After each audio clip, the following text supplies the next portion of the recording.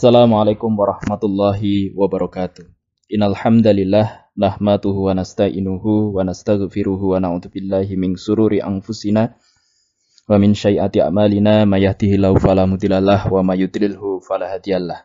Asyhadu alla ilaha illallah wa asyhadu anna Muhammadar Rasulullah. Allahumma shalli ala Muhammad wa ala ali Muhammad amma ba'du. Alhamdulillah pada kesempatan kali ini kita kembali dipertemukan oleh Allah Subhanahu wa taala. Mudah-mudahan kita dalam kondisi yang tidak kurang suatu apapun.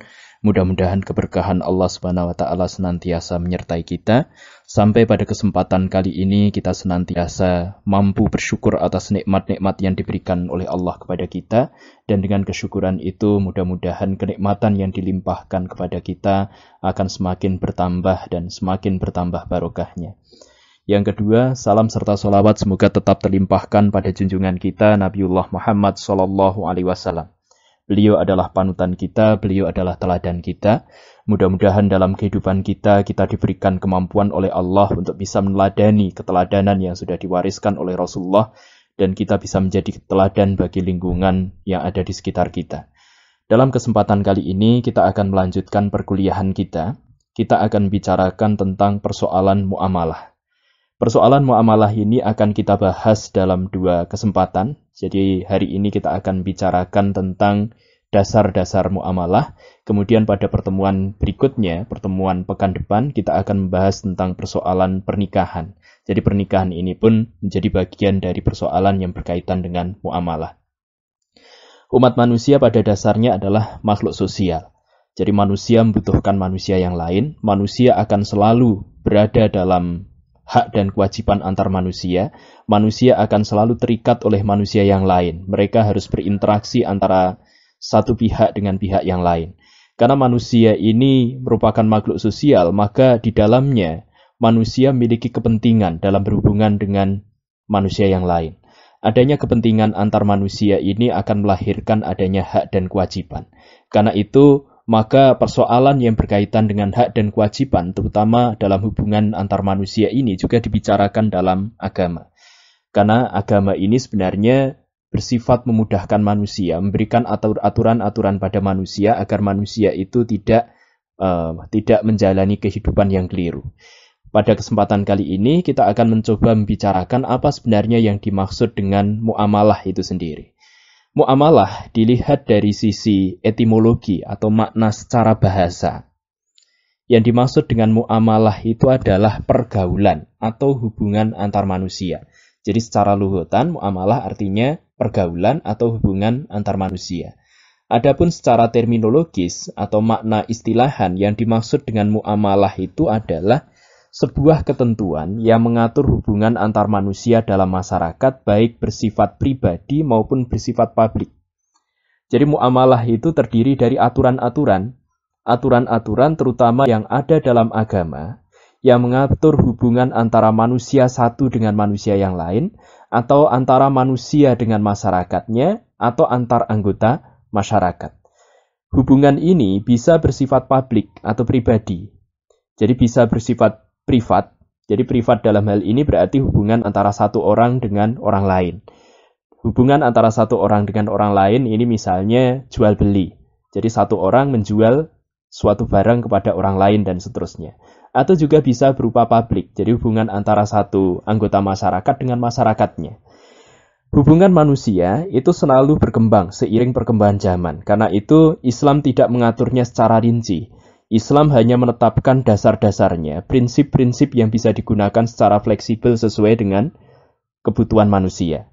Dalam hal ini, ruang lingkup dari muamalah itu tadi sudah kita bicarakan, ada aspek yang bersifat privat, artinya privat itu hubungan perorangan, jadi antar manusia, dan ada juga yang bersifat publik. Adapun yang bersifat privat itu diantaranya yang pertama adalah maliyah, jadi berkaitan dengan harta benda. Jadi satu orang biasanya memiliki harta benda tertentu, harta benda itu bisa digunakan untuk kepentingan dia. Ketika dia menggunakan harta itu, maka mau tidak mau dia harus berinteraksi dengan orang lain. Maka di sini aspek yang bersifat privat semacam ini diatur juga oleh agama. Yang kedua, yang termasuk aspek yang bersifat privat itu adalah ahwalus saksiyah. Jadi hukum keluarga. Jadi ini berkaitan dengan hukum keluarga seperti pernikahan dan seterusnya. Kemudian yang kedua, ruang lingkup muamalah itu juga berupa aspek publik. Jadi misalnya ada jinayah. Jinayah itu berkaitan dengan hukum pidana. Jadi ketika seseorang itu melakukan kejahatan terhadap orang lain, kemudian itu masuk ke ranah publik, atau dia melakukan kejahatan terhadap masyarakat karena merugikan masyarakat, maka dia kemudian mendapatkan hukuman pidana. Karena sudah melibatkan hukum negara di sini, maka ini masuk ke dalam wilayah publik. Jadi jinayah itu adalah hukum pidana. Kemudian yang termasuk ke aspek publik itu adalah siasah. Jadi siasah ini berkaitan dengan politik. Politik itu juga mengatur hubungan antar manusia. Jadi manusia satu dengan manusia yang lain, atau manusia dengan masyarakat, atau satu orang manusia dengan rakyat. Karena itu maka aspek siasah ini juga masuk ke ranah publik. Karena biasanya berkaitan dengan hajat hidup orang banyak. Kemudian ada juga ahkamus sultaniyah. Jadi muamalah yang ditujukan dalam urusan tata negara. Jadi bagaimana tata cara yang dilakukan untuk mengatur atau mengelola sebuah negara. Jadi Islam juga membicarakan persoalan-persoalan semacam ini.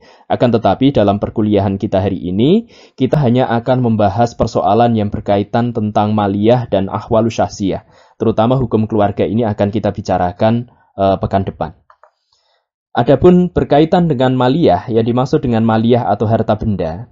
Jadi kita pada bagian awal ini akan bicarakan tentang ruang lingkup dari muamalah yang pertama, yaitu berkaitan dengan maliyah. Maliyah itu maknanya adalah harta benda.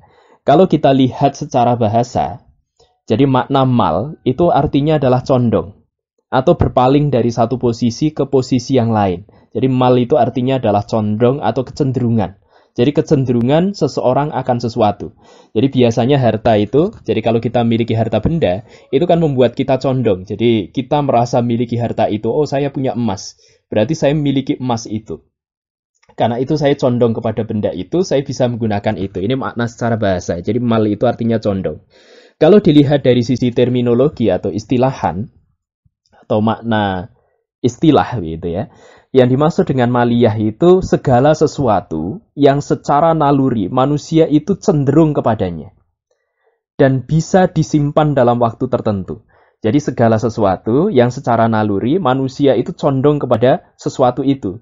Jadi biasanya ini bersifat material. Dan benda itu atau benda yang membuat manusia cenderung kepadanya itu, membuat manusia condong kepadanya itu, bisa disimpan dalam waktu tertentu. Jadi bendanya itu harus bisa disimpan. Ketika tidak bisa disimpan, maka tidak bisa disebut harta. Jadi misalnya ya, udara ini secara umum tidak bisa kita sebut sebagai harta. Kenapa? Karena kita tidak bisa menyimpan harta itu untuk kita sendiri gitu. Akan tetapi, ketika udara itu kemudian sudah bisa disimpan, misalnya dalam wujud tabung oksigen, itu kan berarti karena bisa disimpan, maka ada kepemilikan di sana.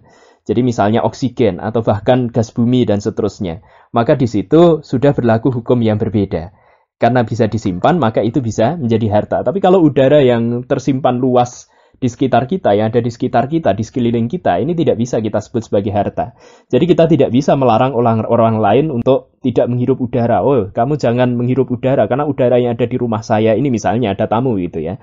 Udara yang ada di rumah saya ini adalah harta saya. Maka hal semacam itu tidak diperkenankan. Jadi ini berkaitan dengan harta. Lantas apa saja unsur-unsur harta itu? Jadi sesuatu itu bisa disebut sebagai harta ketika memenuhi unsur-unsur harta. Apa saja unsur-unsur harta itu? Yang pertama, harta itu bersifat material. Jadi tidak ada harta yang bersifat spiritual. Meskipun mungkin dalam ungkapan-ungkapan sehari-hari kita menyebut sesuatu yang sifatnya spiritual itu seolah-olah seperti benda, tetapi itu tidak bisa menjadi harta. Jadi misalnya ya, kalian harus memiliki semangat. Nah, semangat itu seperti apa? Itu kan tidak bisa kita materialkan. Karena itu sesuatu yang bersifat spiritual. Jadi bersifat materi. Materinya harus jelas. Bentuknya harus jelas. Kemudian benda itu, yang kedua, unsur harta yang kedua, benda itu bisa disimpan untuk dimiliki. Jadi benda itu bisa disimpan di satu tempat tertentu, bisa kita sembunyikan sesuai dengan keinginan kita, dan benda itu bisa menjadi milik kita. Kemudian yang ketiga, unsur harta yang ketiga, benda itu bisa dimanfaatkan, jadi ada manfaatnya. ada manfaatnya baik bagi diri kita pribadi maupun secara sosial, secara publik. Kemudian yang keempat, unsur harta itu menurut kebiasaan masyarakat, maka masyarakat juga memandang benda itu sebagai harta. Jadi kalau masyarakat sekitar kita melihat benda itu sebagai harta, maka itu adalah harta. Misalnya, bagi kalangan masyarakat tertentu, mungkin ada yang menganggap bahwa batu-batu yang ada di alam itu tidak memiliki harga sama sekali. Masyarakat tidak memandang itu sebagai harta. Akan tetapi ketika di batu itu kemudian kita menemukan ternyata di dalamnya misalnya ada batu akik gitu ada batu akiknya kemudian kita olah sebagian rupa, karena masyarakat menganggap itu sebagai harta, maka itu adalah harta bagi kita, harta sebagai milik kita. Jadi unsur-unsur harta yang pertama bersifat materi, yang kedua dapat disimpan untuk dimiliki, yang ketiga bisa dimanfaatkan, jadi manusia bisa mengambil manfaat dari harta itu, dan yang keempat sesuai dengan kebiasaan masyarakat, maka masyarakat memandang itu sebagai harta. Kalau masyarakat itu tidak memandang itu sebagai harta, maka itu tidak bisa disebut harta. Karena itu bisa saja apa yang dimaksud dengan harta dalam satu masyarakat dengan masyarakat yang lain itu bisa saja berbeda begitu ya. Berikutnya kita akan bicarakan tentang jenis-jenis harta. Kalau dilihat dari aspek perlindungan syariat, maka jenis harta itu ada dua. Jadi kalau dilihat dari hukum-hukum syarak, maka harta itu ada dua jenis. Yang pertama adalah harta halal yang dimanfaatkan, atau mal mutakawim. Jadi harta halal yang dimanfaatkan. Harta yang tidak halal dimanfaatkan itu tidak boleh dijadikan objek transaksi. Tetapi ini tidak berlaku mutlak, artinya bisa dijadikan objek sepanjang ada indikasi kuat bahwa tujuan transaksi itu bukan untuk sesuatu yang dilarang oleh syariat. Misalnya, kita miliki seekor anjing. Misalnya kita miliki anjing untuk menjaga rumah kita. Kalau suatu ketika kita ingin menjual anjing kita kepada pembeli anjing, sementara kita tahu bahwa pembeli anjing ini adalah orang yang biasa mencari anjing untuk memperdagangkan dagingnya, maka menjual anjing itu menjadi haram bagi kita. Kenapa? Karena kita sudah mengetahui bahwa anjing itu nanti akan dijual dagingnya dan akan dikonsumsi oleh manusia. Sementara hukum fikih itu menyebutkan bahwa daging anjing itu haram. Akan tetapi ketika kita menjual anjing ini, jadi tujuannya berbeda, bukan untuk konsumsi, tetapi misalnya kita menjual anjing ini karena pembelinya itu bermaksud menggunakan anjing itu untuk menjaga kebunnya, maka ini diperbolehkan. Jadi diperbolehkan. Jadi harta yang halal untuk dimanfaatkan. Jadi harta yang haram itu secara umum tidak boleh dijadikan objek transaksi, kecuali ada alasan syar'i yang membenarkannya. Kemudian yang kedua, jadi dilihat dari aspek perlindungan syariat, maka jenis harta yang kedua adalah harta yang tidak halal. Jadi mal ghairu mutakawim. Jadi harta ini jelas tidak haram. Harta ini jelas tidak halal. Karena itu, maka kita tidak boleh menggunakan harta ini sebagai objek transaksi. Bahkan perusakan terhadap harta ini tidak mengakibatkan tuntutan kewajiban bagi kita. Jadi misalnya kita menemukan harta yang sudah jelas-jelas haram, kemudian kita merusaknya, misalnya di tengah jalan kita menemukan narkotika, kita tahu ini narkotika begitu ya, oh ini barang haram, maka kemudian kita langsung membakarnya. Maka ketika kita melakukan itu, kita tidak akan dituntut oleh orang lain. Jadi dengan sendirinya kalau misalnya ada orang yang mengklaim barang itu adalah milik kami, itu adalah harta milik kami yang akan kami jual, misalnya begitu. Maka ketika dia menuntut itu dengan sendirinya, tuntutan itu batal. Kecuali narkotika yang dimaksud itu adalah narkotika yang dimiliki oleh lembaga medis. Maka bisa jadi nanti hukumnya berbeda. Misalnya ada barang medis jatuh di jalanan, kita menemukannya, kita tahu itu narkotika, maka menyerahkannya kembali kepada pihak medis ini, saya kira akan merupakan jalan yang lebih baik. Jadi jenis harta didasarkan pada perlindungan syariat. Yang pertama adalah harta yang halal dimanfaatkan, dan yang kedua adalah harta yang tidak halal dimanfaatkan. Kemudian yang kedua, kalau didasarkan pada aspek kemungkinan dapat dipindah, maka harta itu terdiri dari dua. Jadi yang pertama adalah harta tetap, yang kedua adalah harta bergerak. Harta tetap itu juga sering disebut sebagai harta tidak bergerak atau mal al-ukor. Misalnya, harta yang tidak bisa bergerak ini biasanya merupakan harta yang masih nempel di tanah. Misalnya tanah itu sendiri adalah harta yang tidak bisa bergerak. Jadi dia adalah harta yang tetap. Jadi karena dia tetap berada pada satu kondisi tertentu atau di tempat tertentu gitu ya. Gedung itu juga termasuk harta yang tetap atau tidak bisa bergerak. Kemudian tanah tidak bisa bergerak, maknanya di sini berarti tidak bisa dipindahkan ke tempat lain. Jadi tanah itu kan tidak bisa dipindahkan. Kalau lokasinya ada di sini, mungkin tetap akan ada di sini kecuali tanahnya dikeruk. Tapi kan lokasi itu tidak bisa dipindahkan. Jadi kalau harta itu terletak pada keberadaan lokasi, maka di situ tidak akan bisa berpindah. Meskipun mungkin tanah bagian atasnya dikeruk dan seterusnya. Rumah, gedung, ini termasuk harta yang tidak bisa dipindah. Harta tetap semacam ini, bila pemiliknya ingin menjual, maka tetangga-tetangganya miliki prioritas awal untuk membelinya. Jadi sebelum ditawarkan ke orang lain, akan lebih baik ditawarkan kepada tetangganya terlebih dahulu. Jadi ini akan lebih baik. Kemudian yang kedua adalah harta bergerak, mal ghairul ukor. Jadi mal ghairul ukor. Jadi contohnya adalah, jadi benda ini adalah benda yang bisa dipindah tangankan. Misalnya Anda punya televisi di rumah, televisi itu akan dijual, maka bisa dijual, dipindah tangankan kepada orang lain. Ini termasuk harta yang bergerak. Kemudian emas, kemudian juga harta-harta lain yang bisa dipindah tangankan. Artinya bisa bergerak dari satu tempat ke tempat lain. Nah, kemudian yang ketiga, jadi jenis harta yang ketiga dilihat dari aspek peruntukannya, itu ada dua juga. Yang pertama adalah harta pribadi, yang kedua adalah harta umum. Yang pertama harta pribadi, ini merupakan harta yang dimiliki oleh perseorangan atau satu keluarga. Dengan harta ini menjadi hak pribadi karena itu bisa mencegah orang lain untuk memanfaatkannya kecuali atas seizin pemiliknya. Jadi kalau misalnya harta pribadi ini kemudian diambil oleh orang lain dengan tanpa izin, maka ada ketentuan hukum yang berlaku. Pengambilnya itu bisa dianggap mencuri. Dan karena dia mencuri, maka dia bisa mendapatkan hukuman karena dia sudah menyalahi hak yang dimiliki oleh orang lain. Dalam hal ini dia mengambil harta yang dimiliki oleh seseorang. Kemudian yang kedua adalah harta umum. Harta umum ini adalah harta yang dimanfaatkan oleh masyarakat banyak untuk kepentingan umum. Jadi berdasarkan peruntukannya ada harta pribadi dan ada harta umum. Bagian berikutnya kita akan bicarakan tentang konsep hak dan pendukungnya. Ketika kita membicarakan tentang hak, maka hak itu pasti akan selalu berkaitan dengan kewajiban. Jadi ketika kita sudah membicarakan tentang persoalan harta atau persoalan-persoalan yang lain dalam hubungan antar manusia, jadi hubungan yang bersifat muamalah, maka di sini akan melahirkan hak. Ketika sudah ada kewajiban, pasti ada hak. Dan ketika ada hak, pasti ada kewajiban.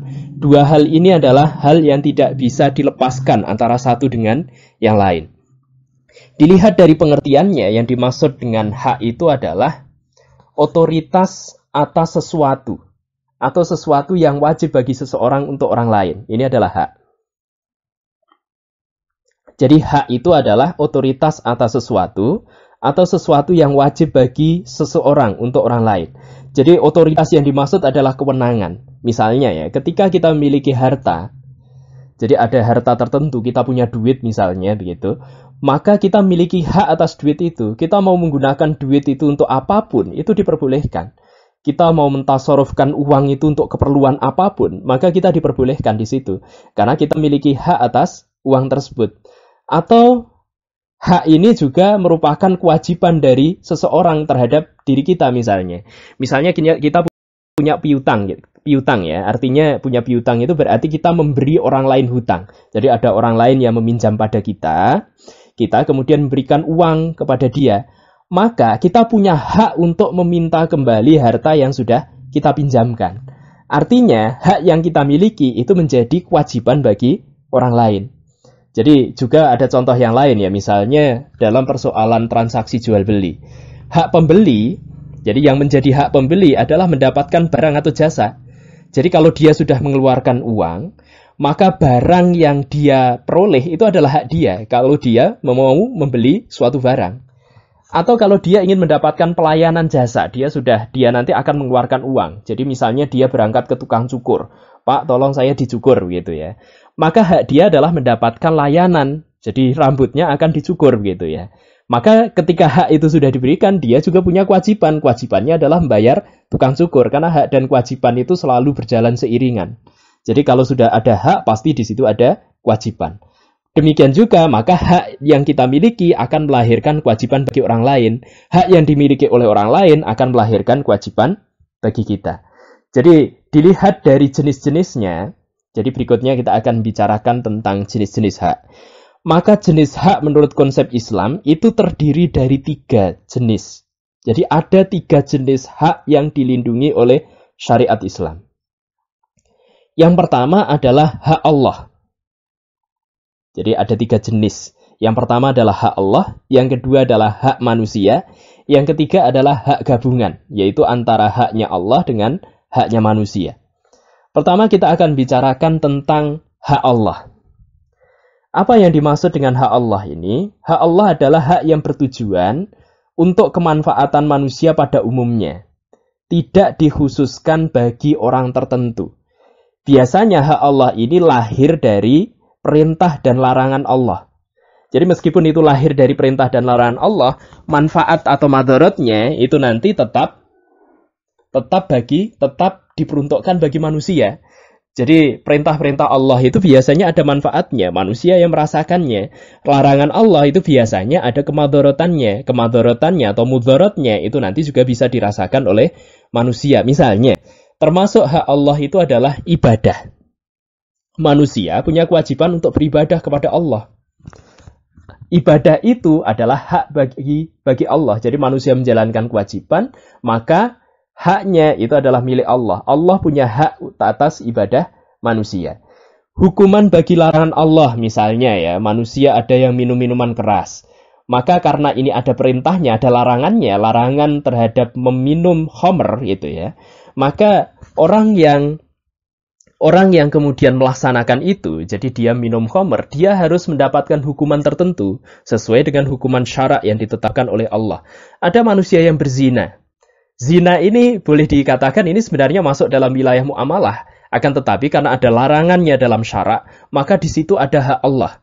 Jadi ketika ada manusia yang berzina, maka dia harus dihukum sesuai dengan hukum yang sudah ditetapkan oleh Allah. Jadi ini adalah hak Allah. Jadi bertujuan untuk kemanfaatan manusia secara umum. Karena pada dasarnya zina yang dilakukan oleh manusia, meskipun itu bersifat perorangan atau privat, itu bisa menyebabkan kerugian bagi masyarakat umum. Jadi karena itu maka ini menjadi bagian dari hak Allah. Yang kedua adalah hak manusia. Jadi jenis hak yang kedua adalah hak manusia. Hak manusia itu berhubungan dengan segala sesuatu yang melibatkan kepentingan perorangan. Jadi segala sesuatu yang berhubungan dengan kepentingan perorangan.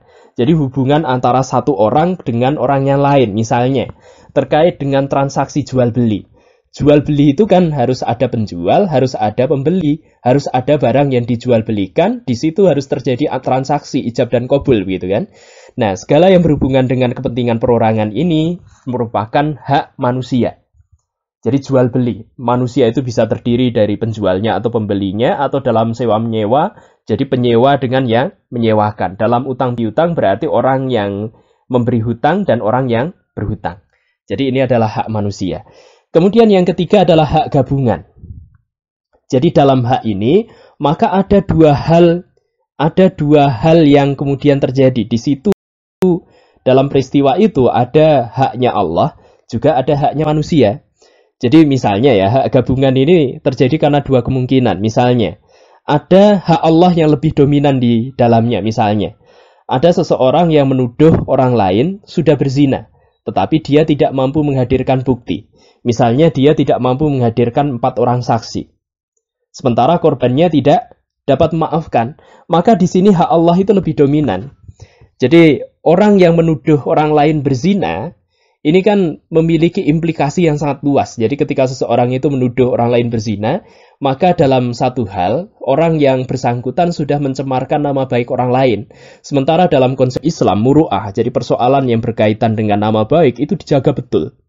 Karena itu syariah memberikan perlindungan di dalamnya. Ketika yang bersangkutan tidak bisa membuktikan bahwa orang lain itu betul-betul berzina dengan menghadirkan 4 saksi, maka di situ hak Allah lebih dominan. Jadi orang yang menuduh tanpa bukti ini bisa mendapatkan hukuman sesuai dengan syariat. Jadi di sini hak Allah lebih dominan. Atau kadangkala ada hak manusia yang lebih dominan dibandingkan hak Allah. Jadi misalnya ya, terjadi pembunuhan. Ketika pembunuhan itu sudah terjadi, maka di situ sebenarnya berlaku hukum Allah. Jadi berlaku hukum Allah. Jadi, akan tetapi ketika kemudian keluarga yang dibunuh itu ternyata memaafkan, jadi misalnya memaafkan dengan meminta uang tebusan atau diat, maka di situ hak manusia lebih diutamakan. Jadi hak manusia lebih diutamakan. Jadi keluarganya memaafkan, tetapi dia meminta tebusan atau diat. Maka hak manusia di sini lebih dominan. Jadi berarti dilihat dari jenisnya, maka jenis hak itu setidaknya ada 3. Yang pertama adalah hak Allah, yang kedua adalah hak manusia, dan yang ketiga adalah hak gabungan. Kemudian berikutnya kita akan membicarakan tentang pendukung hak atau ahliyah. Jadi manusia itu pada dasarnya memiliki berbagai macam hak. Hak itu secara kodrati itu dianugerahkan oleh Allah kepada dirinya. Maka dia memiliki kemampuan untuk mendukung atau menggunakan haknya. Jadi dia memiliki kemampuan untuk mensupport haknya, agar hak itu tetap berada dalam dirinya, tidak lepas dari dirinya. Dan dia juga bisa menggunakan haknya itu. Jadi berdasarkan ahliyah ini, berdasarkan pendukung hak ini, maka setidaknya ada 2 persoalan yang perlu dibicarakan. Yang pertama berkaitan dengan ahliyatul wujub. Jadi selagi manusia memiliki kehidupan, maka sebenarnya dia sudah memiliki hak dalam hidupnya, dalam dirinya. Jadi kalau seseorang itu sudah punya kehidupan, maka dia punya hak dalam dirinya. Bahkan, bahkan ketika dia masih berada dalam kandungan, jadi ketika sudah berada dalam kandungan, dia dalam kandungan itu sudah hidup gitu ya, maka dia sudah memiliki hak tertentu. Misalnya ya, anak yang berada dalam kandungan itu bisa mendapatkan waris, hak keturunan atau hak wasiat. Jadi misalnya anak itu masih berada dalam kandungan, bapaknya itu kemudian sakaratul maut. Sebelum sakaratul maut itu sang bapak sempat berpesan, tolong anak saya nanti kalau laki-laki dinamakan A, kalau perempuan dinamakan B, misalnya begitu ya. Maka anak ini tetap berhak untuk dinamakan sesuai dengan wasiat bapaknya. Jadi orang-orang yang ada di sekitarnya yang saat itu, jadi ketika anak itu belum lahir, punya kewajiban untuk mengingatkan akan hak si anak itu sesuai dengan wasiat dari orang tuanya.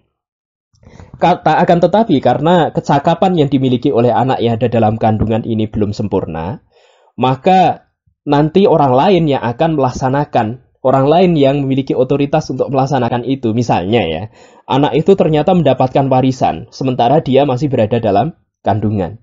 Dari warisan itu, si anak ternyata misalnya ya, dalam harta itu dalam tempo 1 tahun, itu sudah harus dikeluarkan zakatnya misalnya. Maka yang membayar bukan zakat ya, misalnya harus membayar zakat atau pajak gitu ya. Maka yang harus melakukan pembayaran tentu bukan anak yang ada dalam kandungan itu. Kenapa? Anak itu tentu saja belum bisa. Yang harus melaksanakan itu adalah orang-orang yang ada di sekitarnya yang memiliki kewenangan untuk melakukan hal itu. Jadi misalnya dia adalah wali dari si anak itu misalnya. Kemudian yang kedua, ya kalau anak saja ketika berada dalam kandungan itu sudah punya hak dan kewajiban, apalagi yang sudah lahir, yang sudah hidup gitu ya. Maka ahliyatul wujub ini adalah hak yang dimiliki oleh seseorang ketika dia memiliki kehidupan. Dia sudah hidup, maka dia punya hak. Kemudian yang kedua adalah ahliyatul ada.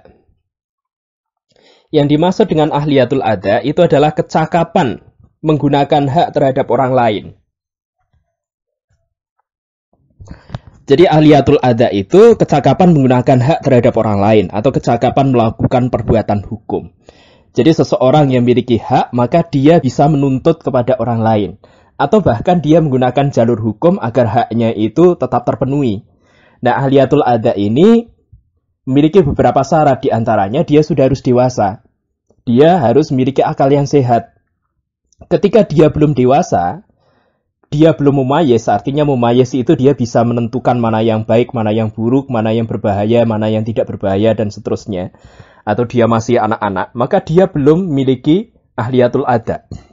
Ketika dia gila, maka dia tidak punya ahliyatul ada. Ketika dia dalam kondisi pingsan, maka dia tidak punya ahliyatul ada. Jadi pendukung hak di sini ada 2, yaitu yang pertama adalah ahliyatul wujub, dan yang kedua adalah ahliyatul ada. Berikutnya kita akan bicarakan tentang konsep akad. Apa yang dimaksud dengan akad itu? Jadi konsep akad. Apa yang dimaksud dengan konsep akad itu? Dilihat dari pengertiannya, konsep akad itu secara etimologis maknanya adalah, al-akad itu maknanya adalah ikatan atau mengikat. Jadi akad itu adalah ikatan atau mengikat. Jadi ini berkaitan dengan perikatan. Jadi perikatan antara dua orang atau lebih dan seterusnya. Dilihat dari sisi terminologis, yang dimaksud dengan akad itu suatu perikatan antara ijab dan qabul dengan cara yang dibenarkan syara', yang menetapkan adanya akibat-akibat hukum pada objeknya. Jadi di sini kita bisa memperoleh beberapa pengertian. Al-akad atau akad itu adalah perikatan yang terdiri dari ijab. Apa yang dimaksud dengan ijab? Ijab itu pernyataan kehendak melakukan perikatan. Jadi misalnya, aku akan menyewa barang darimu. Aku akan membeli barang milikmu. Maka ini adalah ijab. Kemudian, qabulnya itu adalah pernyataan kehendak menerima ijab. Baik, ini saya jual kepadamu. Dan seterusnya. Jadi di sini maka ada perikatan antara ijab dan qabul dengan syarat yang dibenarkan oleh syara' yang menetapkan adanya akibat-akibat hukum bagi objeknya. Ketika perikatan itu sudah terjadi, misalnya antara penjual dan pembeli, maka pembeli itu wajib untuk menyerahkan barangnya ketika dia sudah memperoleh haknya berupa uang yang diserahkan oleh pembeli. Jadi penjual harus menyerahkan barang ketika dia sudah menerima harta sebagaimana yang disepakati dalam perikatan tersebut. Adapun rukun-rukun akad itu ada beberapa. Yang pertama adalah al-akidain. Jadi ada pelaku akad. Pelakunya terdiri dari dua. Yang pertama adalah pemberi hak dan yang kedua adalah yang diberi hak. Jadi syarat al-akidain. Jadi orang yang melakukan akad itu yang pertama adalah berakal sehat. Jadi tidak boleh gila, tidak boleh dalam keadaan mabuk, tidak boleh dalam keadaan pingsan. Jadi tidak akan terjadi akad itu ketika salah satunya misalnya pingsan gitu ya. Kemudian kedua, jadi antara penjual dan pembeli itu sudah berada dalam kondisi mumayyiz. Jadi pemberi hak dan yang diberi hak itu sudah mumayyiz. Apa yang dimaksud dengan mumayyiz? Jadi mumayyiz itu bisa membedakan mana yang baik dengan mana yang buruk. Mana yang berbahaya dan mana yang tidak berbahaya. Artinya seseorang dalam hal ini sudah mampu berpikir secara mandiri. Dia memiliki pemikiran tentang dirinya, tentang sesuatu itu berguna atau tidak berguna dan seterusnya. Dia bisa membedakan mana yang baik dan yang buruk. Dan yang ketiga, penjual atau pembeli atau pemberi hak dan yang diberi hak itu harus dalam keadaan bebas dari tekanan. Artinya orang yang dipaksa, maka ketika ada orang yang dipaksa untuk melakukan sebuah perikatan, maka dengan sendirinya gugur rukun dari akad itu. Akad itu dengan sendirinya akan batal ketika ada salah satu pihak yang terpaksa. Misalnya ada orang yang menjual sesuatu di bawah ancaman. Ini tidak dibenarkan berdasarkan syariat. Yang kedua adalah mahalul akdi. Ini berkaitan dengan adanya objek akad. Sesuatu dikarenakan padanya akibat hukum yang ditimbulkan. Jadi objek akad itu sesuatu yang menjadi objek dari transaksi. Karena adanya benda itu, maka kemudian muncul hukum. Jadi misalnya benda itu akan disewakan atau dijual belikan. Atau benda itu akan dihutangkan gitu ya misalnya. Nah syarat bendanya atau syarat dari objek akad itu, maka yang pertama benda itu harus wujud. Benda itu harus ada. Kalau bendanya tidak ada, maka tidak boleh ada transaksi terhadap benda yang tidak ada. Kemudian yang kedua harus dalam kondisi halal. Jadi benda itu halal. Baik dilihat dari zatnya maupun dilihat dari sisi perolehannya. Jadi misalnya benda itu adalah benda yang diperoleh dari pencurian, maka dia tidak diperbolehkan untuk dijadikan sebagai objek akad itu ya. Jadi harus dalam keadaan halal. Kemudian benda itu dapat diserahkan. Artinya benda itu bisa dipindah tangankan antara satu orang kepada orang lain. Kemudian berikutnya, benda itu harus jelas dan dikenali. Jadi benda ini bukan merupakan benda yang abstrak. Benda ini bukan merupakan benda yang goib. Jadi jualan tuyul itu tentu saja tidak boleh begitu ya. Tuyul itu tidak boleh dijadikan sebagai objek akad. Karena ini sesuatu persoalan yang bersifat goib gitu. Kemudian benda itu tidak najis, suci tidak najis, dan tidak menajiskan. Jadi tidak najis dan tidak menajiskan. Maka ketika ada benda semacam itu diperbolehkan untuk menjadi objek akad. Kecuali nanti ada akad yang berbeda. Misalnya ada yang menjual kotoran untuk pupuk. Maka ini nanti transaksinya berbeda lagi. Kemudian berikutnya rukun akad yang ketiga itu adalah sighatul akdi. Jadi ada kesepakatan antara dua belah pihak yang terdiri dari ijab dan qabul. Apa tadi? Ijab itu pernyataan kehendak melakukan perikatan. Qabul itu menerima pernyataan kehendak menerima ikatan. Jadi di situ ada ijab dan qabul. Ijab dan qabul itu bisa dilakukan secara lisan. Kalau ternyata secara lisan tidak bisa dilakukan, maka bisa melalui tulisan atau isyarat. Ini sighatul akdi. Kemudian berikutnya kita akan bicarakan tentang jenis-jenis akad. Jadi jenis-jenis akad itu diantaranya adalah, yang pertama adalah akad yang sah dan akad yang tidak sah. Akad itu dianggap sah ketika terpenuhi syarat dan rukunnya.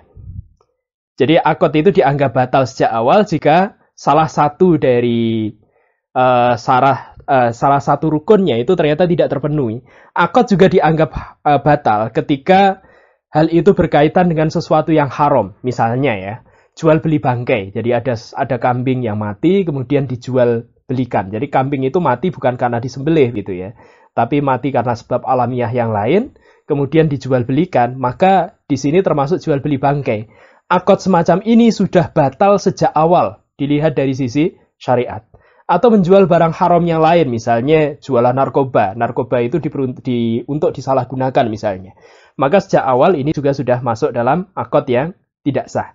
Jadi sah atau tidaknya sebuah akad itu terpenuhi atau tidak syarat dan rukunnya. Tergantung pada itu ya. Kemudian yang kedua, jenis akad didasarkan pada aspek penamaannya. Maka ada dua jenis akad didasarkan pada aspek penamaannya.